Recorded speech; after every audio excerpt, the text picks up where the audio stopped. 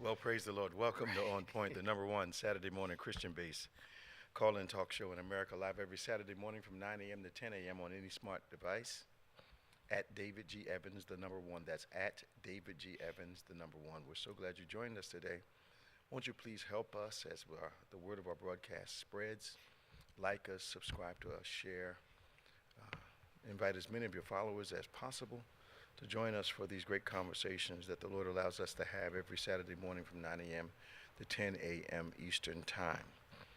We'd love to hear from you as always today as we talk about those things which are relevant not only from a national but international, regional, sometimes local, depending on what you tell us and what we see in the national news that would impact a local event that has eventually would have impact on national or have a national significance. We want you to always let us know. Our callers call from all over the country. They listen from all over the country. Sometimes we do get one of our callers from overseas, Europe, England, someone to give us a call during this time. But we welcome you once again to what we think is going to be another great conversation. If you desire to talk to us, you can always reach us on Facebook at David G. Evans, the number one, and put your comments there, and Pastor Nick will be glad to respond to you there, or we will respond vocally to whatever your post would include. At the same time, you can give us a call toll-free from anywhere in the world, 866-743-8267. That's 866-743-8267. That's 866-74-EVANS. Give us a call. Our famous co-host is here, Reverend Nicholas A. Smith. How you doing this man? Good morning. Ready. A lot going on, isn't it? Yeah. I'm not sure where we should start today. Of course, we have to talk about the whole Israel-Palestine and give an update on that. And we've got to talk about the apparent disability of the Republican Party to get themselves centered so they can do what they need to do. But I did see a sign of hope this week. I thought it was going to say more about them if they elected Jordan than it was saying about him. Yep.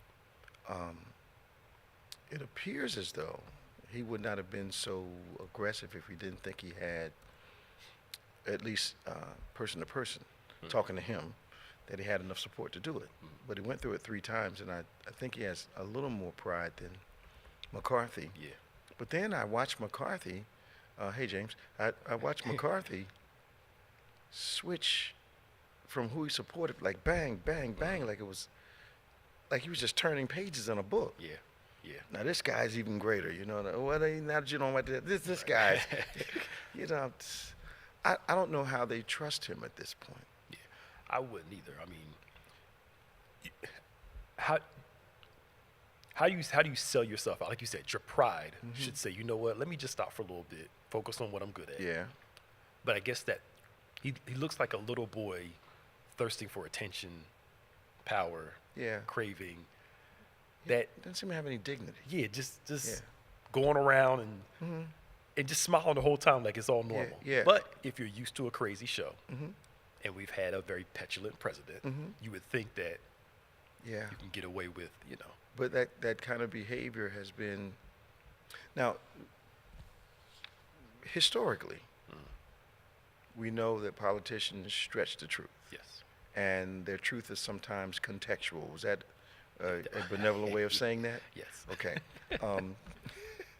And so historically, we're used to them being somewhat shady. You know, it's perspective truth, not actual truth sometimes. Yes. Let me put it that way. And what has happened, what I see, is that it's not even perspective truth anymore. It is platform ideology. Yep. And truth has no place in that. So I know that I backed this guy yesterday. Yeah. But now I'm telling you I hate that guy and I love this guy today. Yeah. And you're not supposed to say, wait a minute. But there's so many people going along with that shifting focus. Yeah. with such aggression that it almost seems like it's a norm in the Republican Party. And when I talk to my friends who are Republicans, they'll either get quiet on me when we talk about this, or they'll just say to me, they won't say to other people, other Republicans, well, this is not right, this is crazy. Yeah. You know, they're not building much confidence, but they won't say that among their friends. No. One thing I will give them. Okay. They stick together. Not now. In the sense of, like, we're all going to be focused on this thing. We'll let some people fall on the wayside because to them, the overall purpose is greater than. I'm talking about what they want to do in the moment. In the moment, yes. Yeah, okay. You know, if it costs somebody their life or whatever their political career, this focus. I think what blew him out this time was people that didn't vote for him. Their families started getting threats. Yeah, I know. And then he's trying to say he wasn't behind it.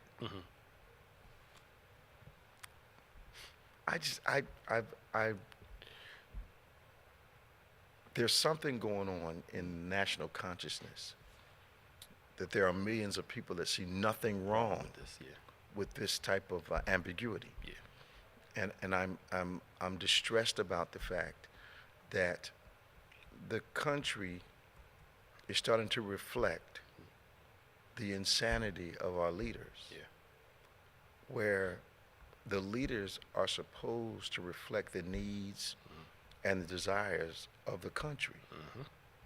But now we've got people that are almost condoning this outrageous behavior. Yes.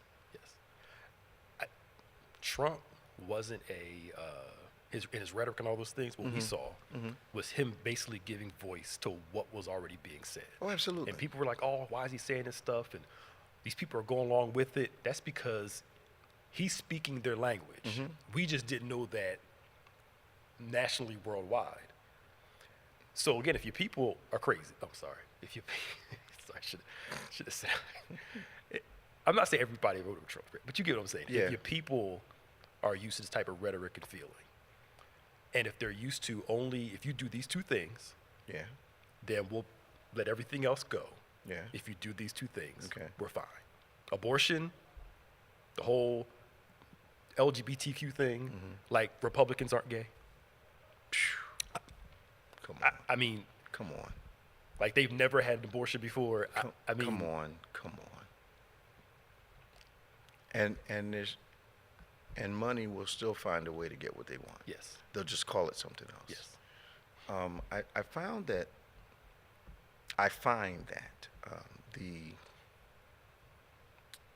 the MAGA mindset, of course, the Bible lets us know that hatred doesn't begin in a moment. 1 John clearly lets us know that hatred has to build over time. And what we're seeing, what we saw with President Trump, former President Trump, was the unspoken concerns. The concerns that were not publicly verbalized, probably in homes, probably among friends. But that thing that was felt and unspoken at large finally had a voice. And the number of people that rallied around that tells me about the number of people that are discontent. And something you taught me years ago, not discontent because of economics, not discontent because of education, but discontent because of perceived placement in America.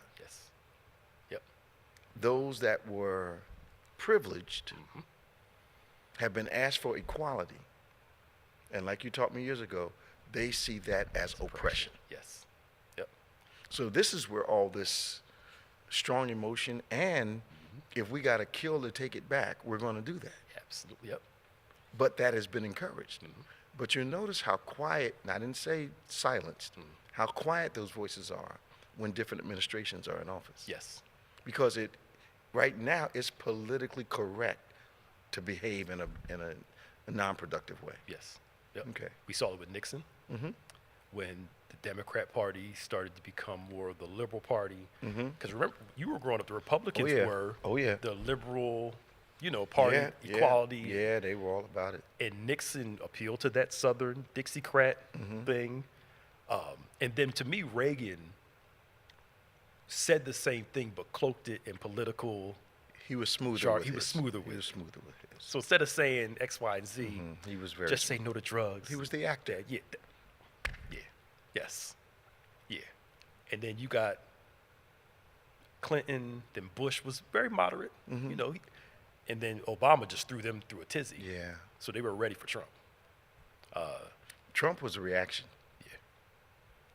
But to me, it was a national reaction to a undercurrent that was exacerbated by President Obama's election, Yes. and you know, I experienced the response in several different areas of my life. You know, business-wise, boards I sit on, gym I was working out at. You know, people that I had known for years. Suddenly, the masquerade was changed, and let's not talk about the ministers that we quote unquote thought we had relationships with, Yeah. whom you know did really well coming here for years, whom I haven't heard of from at all since this whole former President Trump wave hit. Yep. And their biggest deception is to be a Christian in America is to be a Republican. That's deceiving. Very deceiving. And touting that this is the Christian party, this is the party of God, and da-da-da-da-da, you know. It's almost like, and coming from the Pentecostal church, I can speak with experience.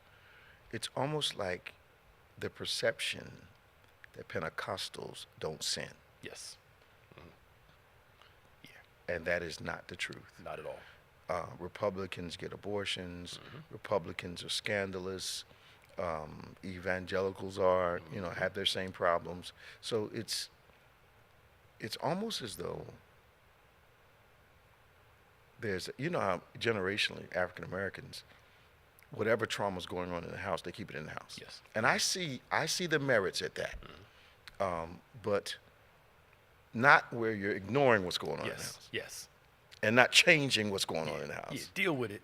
Yeah, but if you don't want to talk about it, fine. But let's deal with it inside the house. Yes. You know. Agreed. And I don't think they. Some of my Republican friends don't seem to have that consciousness anymore. No. Their thirst for power and connection. Like one thing I will give to Trump, he knows how to appeal to certain people's weaknesses. Because they gravitate around him like little kids. Yeah, it's recognition. Yeah, what's the guy's name that we talked about it before? Dark hair. Scaramouche. Scaramouche. Yeah. Same thing. I think he admitted it. He admitted it. It was recognition. Yeah. He said the high of walking in and being recognized with him was fulfilling some things he hadn't had growing up as a boy. Yeah. Until finally he did something. Former president did something that kind of snapped something in him. He said, "Wait a minute, you know, I'm going too far for trying to fulfill something that I've been feeling since I was a kid." Yeah. And it was, but it shows you how that. But we've seen it. We see it in church. Yeah. You know, there are people who, the status of being perceived, of being close to us, has created some negative behavior in them. Yes. You know, and here's what I think. I think when you're close to leadership, it does not give you license to mess up. True. I think if you're close to leadership, it puts more of a demand on you to Yeah. follow the rules, not Yes. I can do whatever I want to do. Yes. Because, you know, especially when they don't see us thinking we can do whatever we want to do in the church and treat people the way we want to, in negative or positive ways.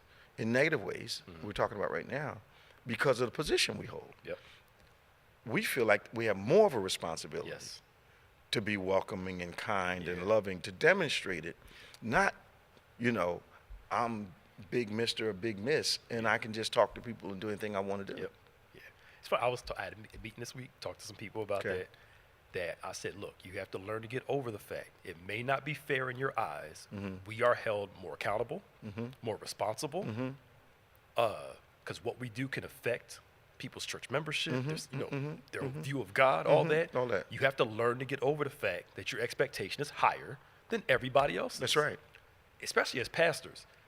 The people want to be able to get away with stuff. Yeah. But they don't want us. They don't want no. They don't want to see us down in that city. They might be at the casino, but Right. they don't want to They- see us walking right, through. no. You know, big cigar and Right. pulling Right, right. on the machine They at don't the want that. baccarat table. Right. They don't want to see us doing that. Exactly. It is what it is. Yeah. And if you, as they say, if it's too hot, get out the kitchen. That's right. It is what it is. Yeah. And not that we're perfect, No. but we understand there's a certain level To of whom accountability. much is given, much is required. Yeah. Which talks about a higher level of accountability. Yep. Accountability, responsibility, Mm-hmm. higher activity. Yes. You know, attitude, Mm-hmm. visibility. Yes. That's what it demands. Yeah. But if you want the title and not the function, Mm-hmm. you'll be resistant to the function Yes. when you take the title for the wrong reason. Yes. Okay. Yes. Let's go to the phone. 866-743-8267. We've got Tom from Fort Lauderdale, Florida. We've got Robin from Bear, Delaware, and we've got Carol from Wayne County. We're going to Tom. Good morning, Tom. How you doing? Good morning, Bishop. How you doing, Pastor Nick? Amen. What's up this morning? Hey. Welcome. Well, part of your subject when you said talking about there, I remember that time, I saw you guys down at the beach with the umbrella drinks and everybody pointing at you. You're funny. No, you're absolutely correct. Yeah. You guys can't do anything No, man. without somebody. Man. I saw him somewhere. Yeah, And, yeah. You made a comment once, Bishop, in church about how I do this because, the Lord's looking at me, Mm-hmm. but also because y'all are looking Yep, at me. yep.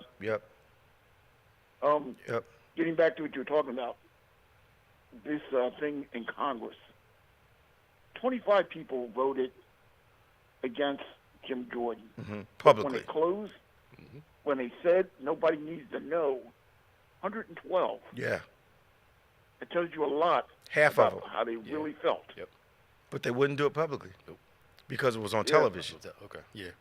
That's true. And they knew former president was watching or someone was watching for him. Which is Insane, ridiculous, man. which in some ways makes me feel good and bad. The good part is that these people really understand what's happening. The bad part is they will not act on it. Yeah, I know. They literally seem to be afraid, Tom, Yep. Yeah.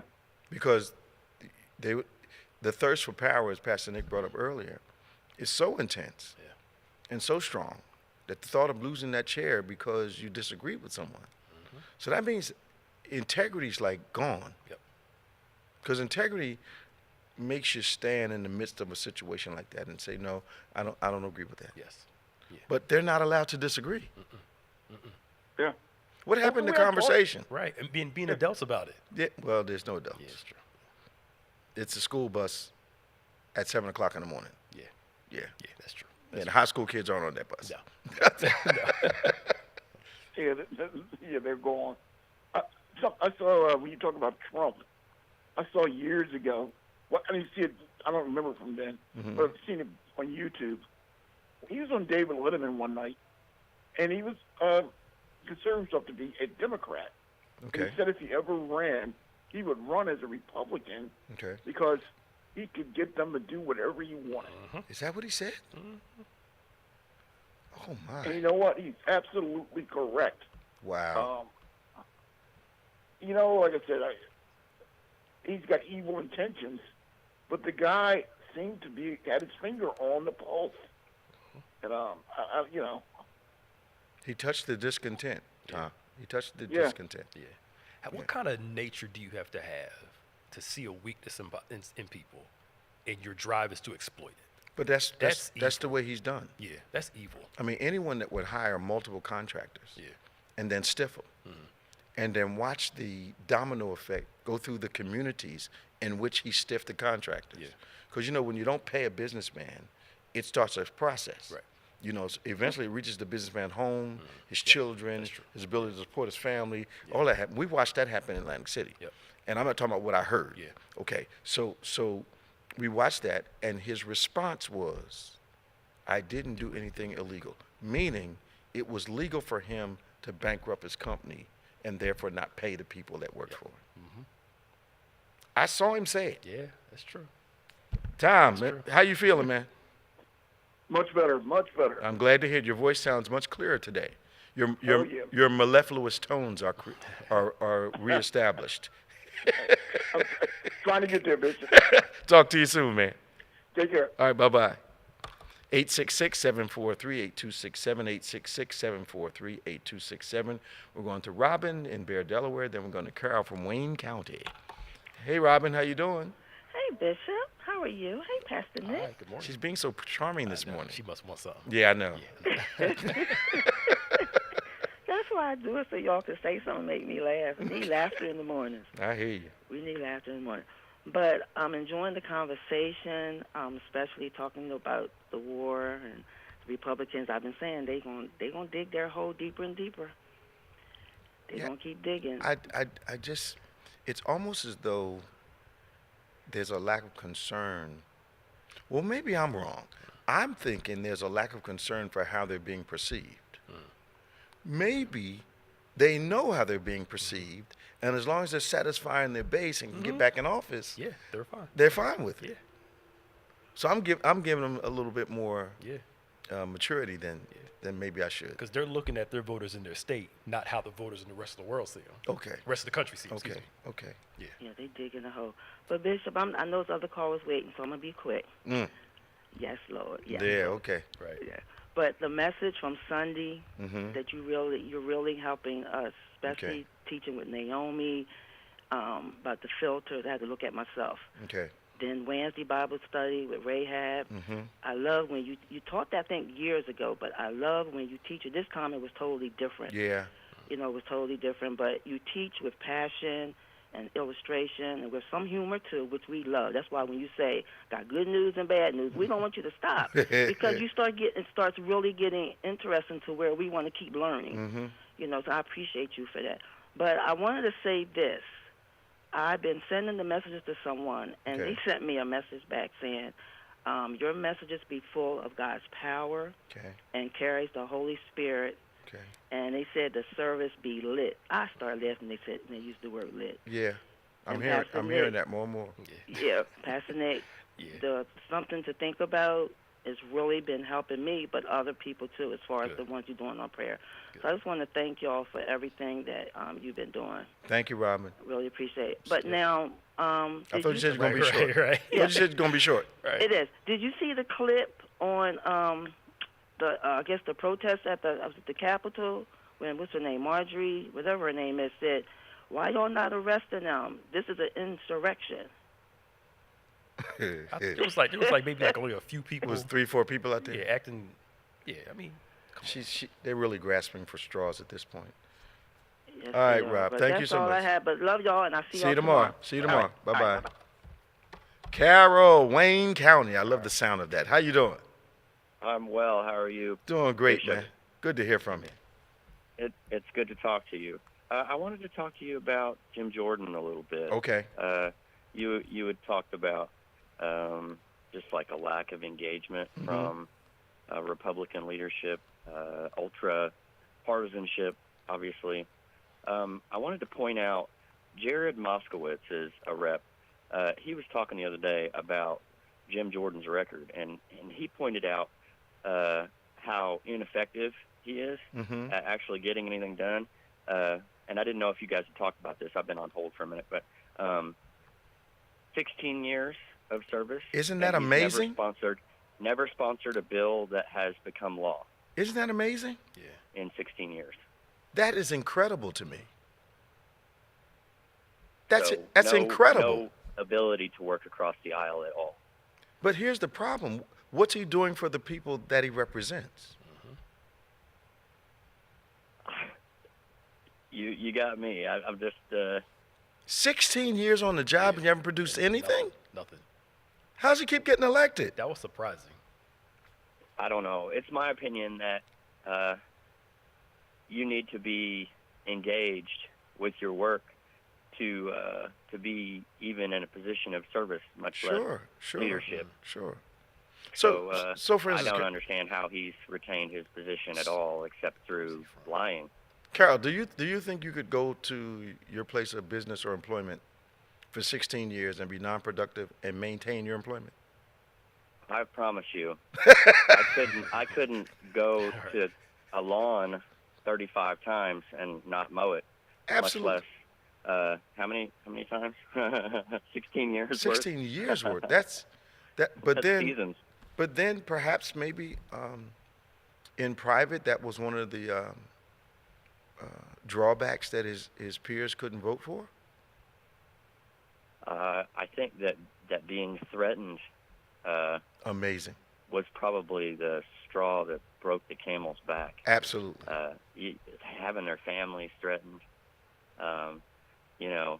not being able to reach out to the people in their own party and say, please, y'all, I know that this is a big deal, but, don't attack the families of other Republicans. I think that's all it would take. Yeah, but he may be mimicking. Our former president was very brash. Is very brash. Perhaps he thought that would work. It got them so far, and now it's not going to get them any further. Yeah. It looks like with him, just looking briefly at what he, his whole makeup, Jim Jordan. He's basically building his platform on speaking against everything liberal. Okay. Which is probably why people vote for him. Okay. So again, I think we're giving too much credibility to some voters. Okay. Anticipating they're looking at substance over everything else. Well, obviously they're appealing to emotion, and for some part of our country, the appeal to emotion is the validator of a representative. Yes. Yep. This guy, quote unquote, represents my values. You're talking about the things that I feel. Yes. Wow. Not are you doing anything. Where's Wayne County, man?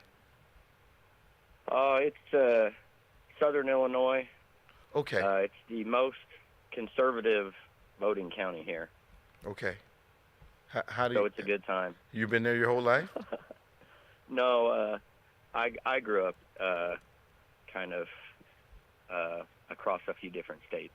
Okay. Mostly Kentucky, in the country, and then in the capital of Kentucky, and then here. Yeah, we have a couple callers from Kentucky. They're always articulate, always informed. I'm just glad you joined the On Point family, Carol. Yeah. Just glad you have. Thank you. I'll call back sometime. God bless you, Doc. Talk to you soon. You too. Bye-bye. Bye-bye. Let's go 866-743-8267. I think we've blown right through a break, but we're coming up on one in 1 minute. So when we come back from our break, we're going to talk to Danny from Lauderhill, Florida, and Ava from Utica, New York. We will be right back. Isn't it time to stop reliving your past hurts and move on to a bright and hopeful future? I have a right to be upset, but I don't have a right to be wounded for the rest of my life. So I choose to be healed. Get rid of the bitter poison that unforgiveness administers to the soul with Bishop David G. Evans. Forgive again, live again. It's a liberating experience, and being able to forgive someone and forgiving yourself. It's liberating. Forgiveness will deliver me in 3 dimensions. From what happened, from who it happened with, from when it happened. Because sometimes you'll get free from the what, but the who will still have you bound.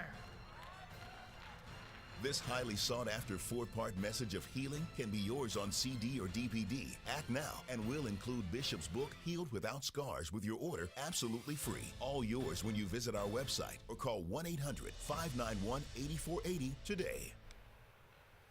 Well, we're back. Thank you for joining us today. We are in the midst of a great conversation. If you want to give us a call and join in, you can give us a call at 866-743-8267. That's 866-743-8267, 866-74-EVANS. This is On Point.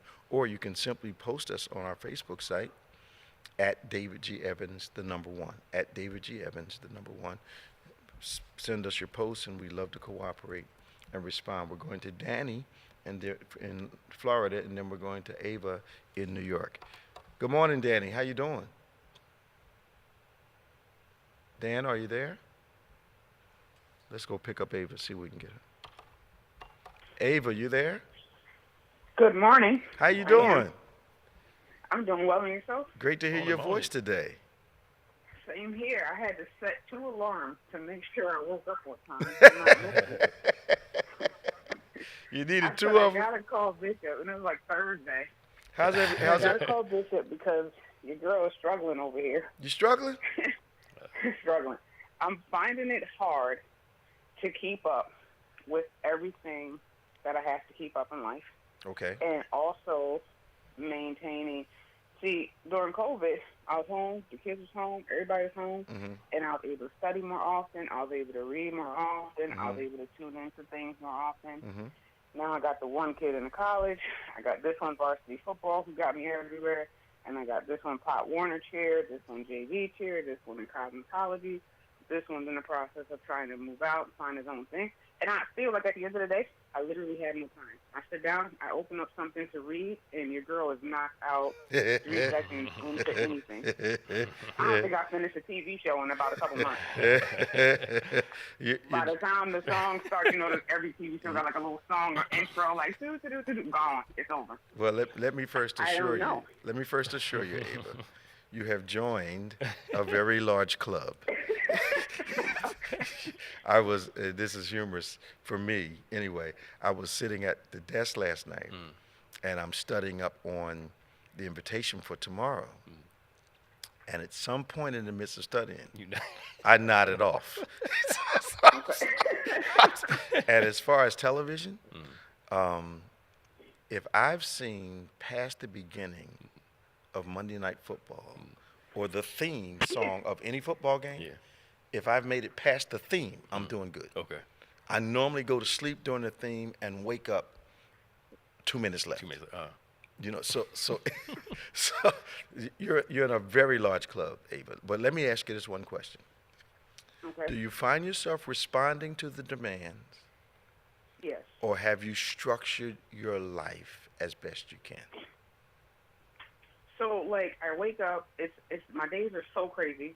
I generally can't even plan too far in advance. So literally today I wake up, I look at the calendar, and I'm like, all right, Ava got a game at the second to the youngest. Her game is at 9:30, which I'm going to be fashionably late for. But her game is at 9:30, so I said, okay, I'm going to be there for a couple hours. After that, I have to return this one over here. Then I run it, and it's like, all right, I'll probably have about 3 hours somewhere in here, and then I'll get home. Generally, I'll get home, and in my mind I say, I'm going to get home, go in my room, I'm going to read, and I'm going to do this. And then I get in the house, and it's like, oh, snap, I didn't do laundry. Let me throw a load in. And the next thing you know, 3 hours is gone. And then the time that I thought I was going to be able to stick to, so I guess I'm just not disciplined enough to just be like, here's what I'm going to say to you. Pastor Nick and I lead very, very busy lives. And the only thing that has saved us all these years has been structure. Now, the popular response to a structure suggestion is, what if something happens you don't expect? If a surprise comes along and there is no structure to your day, it implodes your day. It wrecks it. Okay. But if it's structured, you can flex your day to manage anything that's unexpected. Most people won't do this, so they feel like they're always running for the train.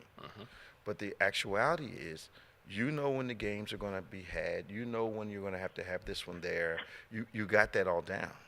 But if you start with, this is when I'm going to get up every morning, this is when I'm going to do my Bible reading, this is when I'm going to get out the door with this child. If you start structuring that day every day, it'll lock into a habit and you'll take control of your life. But you got to make it a habit. You've got to do it. And you're talking to two people that live their lives extremely busy every single day of their lives. Completely understand. Yeah. But you got to structure it. I get it. If you don't, I gotta buckle it down, and that's what I keep saying. I gotta get my life together. That's what I say every day. And it's not, and it's not like you. It's not like you don't know what activity's coming up. You do know. Yeah. It was what. So there was a shooting at a game here. I don't know if I told you. Oh my. There was a shooting at one of my son's games. some kids outside of the field started shooting. Mm-hmm. And then, so they were still at the game. The game was, like, ending, and there was some kids down a ways that shot. But, of course, it was on school grounds, they said, because the school takes up about 4 blocks or whatever. So then they rearranged all the games, which was annoying. So then I had to choose, which I hate doing, between the kids. So it's like, do you go to this kid's game or do you go to this kid's one? I hate having to do it. Yeah. Because generally I'm at all of them.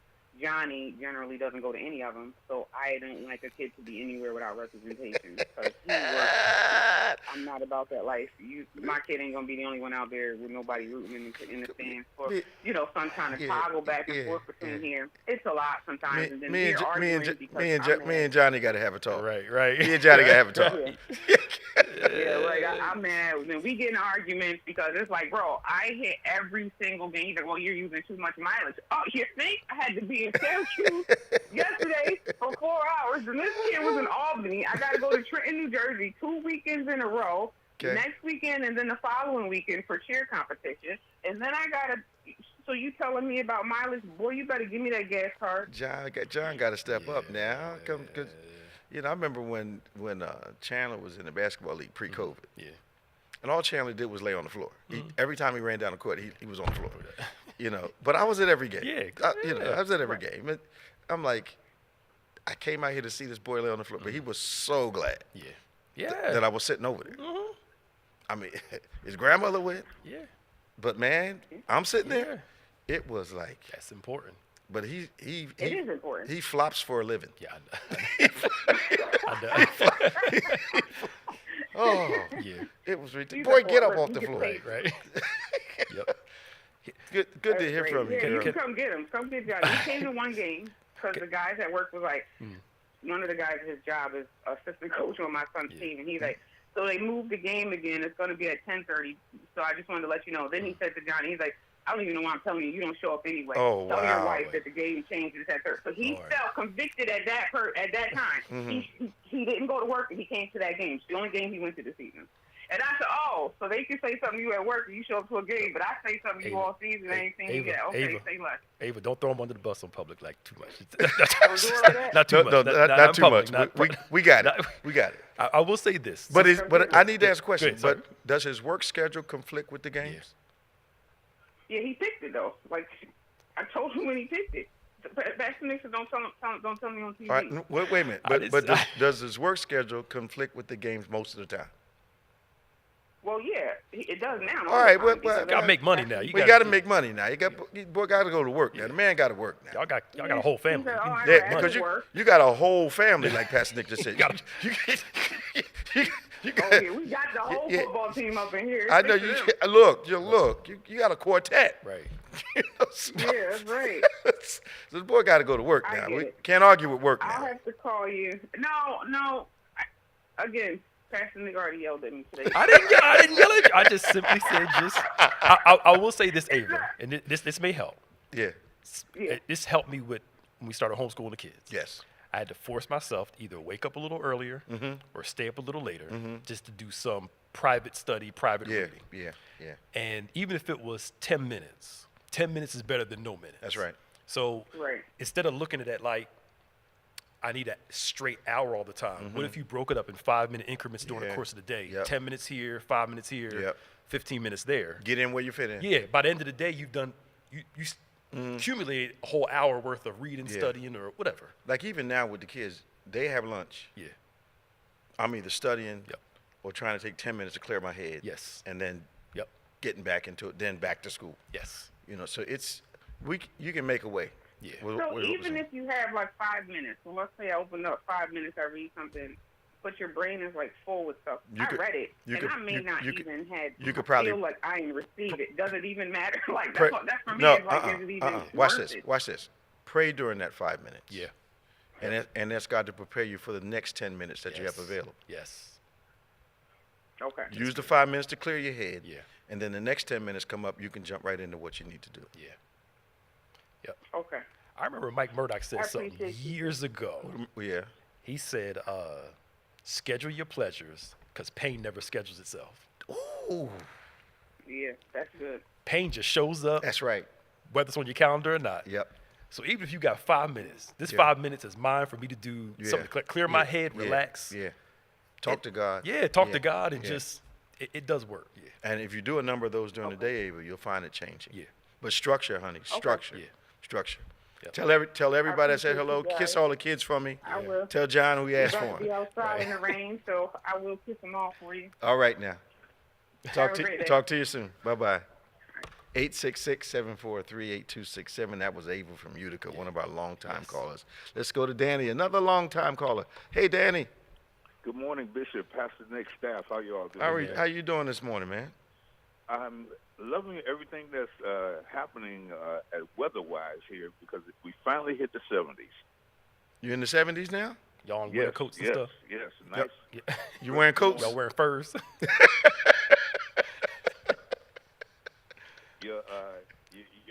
Your sister, Ann Williams, she will be probably going out in boots if it drops a little bit. Oh, Lord have mercy. I know she's waiting to pull them out. Yes. She's waiting, and next month we take our annual trip up to Orlando, so she'll be ready. Well, don't feel so bad, Danny. Even up here, some of the ladies, if it gets down to like 30-something, they have a reason to pull those furs out, man. They don't wait till it's like frigid. No, man. No, it's just a borderline cold. Spend too much money on furs. Wear my Gotta wear fur it. today. I gotta wear it. They got to wear it open the whole time, but they gonna wear that thing, man. Shoot. Bishop, something I noticed, they try to tell us that all of the drugs that's coming into the United States is coming by way of Mexico on the border. That can't be true. Yeah. Okay. I was just thinking, and just observing. I went driving by the beach, and off the coast, I see all of these container ships lined up to come into the port. There's so many of them, they have to wait to come in with containers in. Yes. Okay. Now, is it more advantageous to send their goods in on the ship or have somebody to put it on a backpack and come across the border? I think the dilemma for border responsibility is that people that desire to bring things to the States illegally realize there's 4 sides to the United States to bring it in on. Exactly. The southern part of the state, the eastern western coast, and from Canada. So instead of coming in one way, and I don't believe for a minute that 90% of the drugs are coming in from the south. We've got too much ocean, and we've got all of Canada to bring stuff over. And then let's just take Florida, for instance. Nothing but coastline all around. Well, you know what it used to be. That coastline was like an open invitation. Yes. I mean, those guys have submarines now. Yeah. Still is. They do, yeah. And I think they're paying people. They have to be. They have to pay enormous amounts of money for people to look the other way. Oh, yeah, absolutely. Oh, yeah. Oh. And another false statement that our governor has made is that our crime rate is down, and police crime is nothing further from the truth. Your governor And doesn't have every much day- fidelity to the truth. Go ahead. Yeah. every day, if there's not 5 or more shootings in Dade and Broward. Let me ask you a question, though, Dan. What are the people saying about this increase in violence? They don't get a chance. The thing about it, very little. If one of the news media comes out and says something, then they're on their attack, and they're afraid. Really? Yes. It's like they're afraid. So the new gun laws have the obvious effect has occurred, and that is the gun violence has gone up because everybody's allowed to carry now. Is that basically what the rule is? They carry, and then I was afraid. I shot because I had fear. Okay. Well, I guess you would be if everybody's carrying a gun. It's like the Wild West down here. So rather than you try to talk or have a conversation saying, well, excuse me, I'm sorry I stepped on your foot or something like that, you don't get a chance to. Wow. How do you deal with that, Same Dan? thing with driving, if you cut someone off, getting on I-95 or the turnpike or something like that, reach for your gun. People are shooting? Yes. Unbelievable. Because we've got a lot of violence going on in Philadelphia, you know. And we don't have the same laws that you guys have down there. But you guys are like basically, you can leave home with your gun on your hip, right? Yep.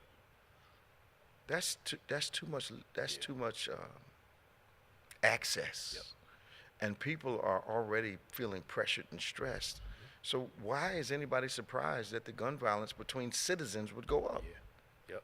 No one knows how to talk anymore or reason. How are the police? How's law enforcement responding to this? They have very little to say and would have you. In fact, they try to stay out of the way. And if they approach you, it's going to be either 2 or 3 cars. Really? Yes. Because everybody's carrying. Everybody's carrying you. Yes. That's crazy. Wow. I can remember my uncle was a Philadelphia policeman. And I can remember, we called him Uncle Junior. I can remember Uncle Junior pulling up in a squad car, telling a bunch of guys, I want that corner. And then he circled the block. And they wasn't clear. He was out of his car, and they weren't trying to fight him. They wasn't trying to get out the, he wasn't trying to, Junior wasn't trying to get out the way of nothing. But they respected him. Yeah. Yeah. And he told some tough guys, I want that corner. They was like, okay, Prince, we're getting out the way. Plus, they have enough sense. I'm not going to mess up my thing and go to jail. These kids now, they just, like, I just talked to, asked about since the shooting happened at the Philly airport. Amazing. Amazing. I was like, well, did they increase police presence there? No. They're still stealing cars at the airport. No increased police presence at all. It's almost like this is going to happen and they're just going to let it, go. But I'm like, you would think an officer being killed would say, hey, we need to hire some other people or whatever. Nothing. I found out another detail because, we have people working there. The police officers that were coming on duty put one of the guys in a headlock. One of the robbers, one of the criminals got out of the car and sprayed his friend and the policeman. That's how the policeman and the kid got killed. Wow. He shot his own guy. Jeez. And then he grabbed him up, threw him in the car, pulled up to the hospital, shoved him out and got it. His own boy killed him. Jeez. That's crazy. That's too much TV. It's too much. Too much. Too much TV. Too much. Too much videos. Yeah. How? Yeah. He just sprayed everybody. Plus the guy he came there with. Right. That's crazy. That is insane. That's out of control. It is out of control. No thought process. We went to yesterday was the first double funeral I'd been to in a long time. Yeah, it was. Yeah. That was actually my first one I've ever been to. Okay, it was. I hadn't been to one in a long time, man. It was. Yeah. Yeah, just weird seeing. My first time. Okay. Experiencing it. Yeah, it was scary. It was weird. It was. It just. To have that part of a family wiped out at the same time. Yeah. My children asked me about where's the girlfriend? I said she probably had a funeral at her own church. Yeah. And of course, the daughter is still in the hospital. Okay. They're not sure she's ever going to see again. Wow. That's crazy, man. These people are just, it's just unbelievable. Yeah. My sister doing all right, Dan? Yes, she's blessed and highly favored. I'm sure she is. I'm sure she is. Does she know it? Yes. Because the thing about it is that she listens to things that you say, especially about work situations and how to handle adverse conditions and what have you. Yeah. And she prays up, and it works. It works. Wow. I'm glad to hear that. Works. I'm glad to hear that. Yes. Glad to hear that. And thank you all very much. God bless you, Doc. Talk to you soon here. And bless you and bless Bethany. God bless you, man. Bye-bye. All right. 866-743-8267. We got about 10 minutes. What's happening online today? No, it's people just chiming in, laughing, talking amongst themselves. So let me ask you a question. What is it? Why is this Gen Z? Why are they one of the loneliest? and one of the most unhappy generations. Where's that coming from? A generation raised on technology relationships, Okay. rather than in person. Okay. It's gonna we're more engaged as it relates to being able to connect with people, but we're more disengaged because the touch. So now this Gen Z, they're paying just to have group experiences with each other because again, they thought this replaced That's not a relationship. this. Yeah, that's not a relationship. So if you're a lot of your focus is on just texting, social media, you're going to end up lonely. But what I see happening is not just exclusive to them. No, it's others. Yeah. You've got boomers and Xers who've gotten trapped by the social media thing, and their whole lives are in their feed. I mean, literally glued to the feeds on their phones. And I'm talking about people in their 50s and 60s, man. Yep. It's becoming a cultural issue. And if you've had relationship dysfunction, it's not doing anything to help that. No, not at all. No. Not at all. Nothing beats human touch. Nothing. You know, I'm glad I was raised in a generation where Atari, Nintendo, all that stuff started to come up. We played it, but we still went outside to play. Absolutely. You still interacted with other people. Then it shifted to a new generation. Well, let's just do it all online and talk to each other, which is okay, but you still got to get out and Look, I was talking to a lady I know. She got a couple kids, trying to keep her anonymous. And I asked about the kids. Hey, how's the kids? They're all in their rooms on their devices. They're in the house, but they're separated and isolated. Yep. But what got me was the parent was content for the device to babysit or mind, as we said back in the day, the children. Yes. How's everybody going to be in the house and nobody's interacting? Because the parent looks at it, well, at least they're not bothering me. Wow. They're, I mean, let's think about it. I mean, we used to have family dinners. That was a common thing. Absolutely. Turn your stuff off. And you had to be home for it. Yeah. We eat together, whatever. Some connection. But it's more convenient with some parents to just throw a laptop or, a device. I've been out with my kids here, and we've watched other people and their families, and everybody's on a device. Yep. The moms, dad. I make my kids put that stuff away.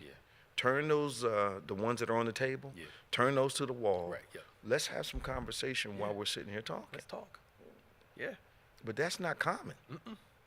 And it's going to get worse and worse. And as people continue to... We've got to be intentional about human relationships. Yes. Not relating through a device. Yes. Because I think it disconnects responsibility, integrity, and you get used to almost inundating your mind with negativity. Yes. Because unfortunately, positive posts don't garner as near much attention as negative ones do. Yeah.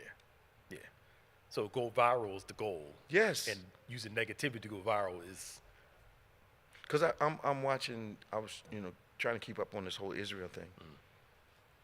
And I started noticing a pattern on YouTube. A lot of stuff has the word destroy in it. Yeah. So I don't know where they figure out the algorithm is picking up on that, but a lot of stuff had destroy in the bar down here. So-and-so destroys X, Y, and Z. This one destroyed that one. Watch so-and-so destroy. It's one of those things because they know that word is going to make people click. Okay. So it's like what they do with the links on like Yahoo News. Yeah. When the title has nothing to do with the article. Right. They bait you in with that thing. Okay. On YouTube. Clickbait. They do it on YouTube also. Okay. Because they know human nature. We love the negativity of. But after like seeing that 2 or 3 times, it should tell you something. I clicked on one. I said, nobody's getting destroyed here. But again, it goes back to that. It's like the hospital in Gaza that, and they said that Israel did it. I think they say Israel did it first. That's what they said at and first. Then they had to come back and say, no, we were wrong. But all these people bought into without, just because somebody online posted it. Didn't make any sense. Yeah. And I'm watching the newscasters, ask the dumbest questions. Not, what are you guys doing to compensate for the fact that a hospital was wiped out? Yeah. But is there a shortage of beds? The hospital. The hospital gets blown to the ground, and you're going to ask, is there a shortage of beds? Hello? Man, Yeah, that was stupid. I had to get up and turn. I was like, Yeah. this silly, man. I know. So we're coming up on the end of another great program. We want to thank all of you for your passionate participation today from around the country. We're so glad that you took the time to join us.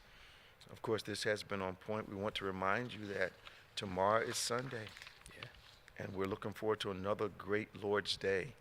You can join us at 2 services tomorrow, one virtual, one live. That will be 8 o'clock as our totally virtual service. But then you can join us right here in this room, in the sanctuary at 11 a.m. for in-person service. We'd love to have you come. Our church anniversary is tomorrow. We are 56 years old. We're a young church. Yes, sir. We're having, of course, a celebration inside, but then we're having a great outdoor event, a festival, celebrating the 56 years. All of you that join us from around the country, would you please sow into our ministry tomorrow? We're all bringing some derivative of 56 as a first fruit for the anniversary. Some are 56, 156, 256, 556, 1056, whatever you're going to do. We look forward to you making this another momentous day as we celebrate the Lord inside and go outside with this outdoor festival we're going to have tomorrow.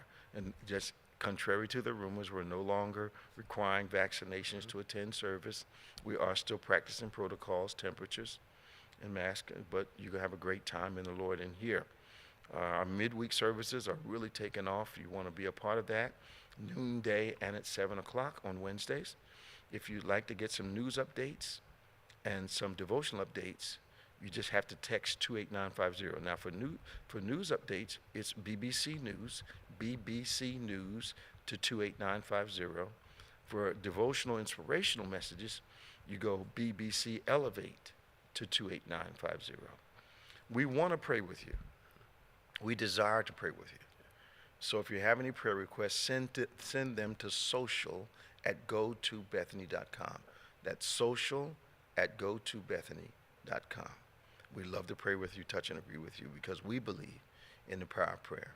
Subscribe to us, David G. Evans 1, BBC of NJ. Also our podcast platforms, DGEMS, DGEMS, for David G. Evans Ministries, and On Point, of course, that you've been watching and listening to for the past 60 minutes. For Pastor Nicholas Smith, I'm Bishop David G. Evans. I want you to remember, we want to see you tomorrow. Come to live worship. You will not be sorry. We're having a tremendous time in the Lord. God is moving through worship and the Word. We're in an exciting series called Filters, guaranteed to deliver you, help you in everything that you're trying to do. But also, we want you to remember that faith acts like a thing is so, even when it's not so, that it might be so. God bless you. And we'll see you tomorrow for the 56th church anniversary in service and our festival outside. God bless you. See you next time.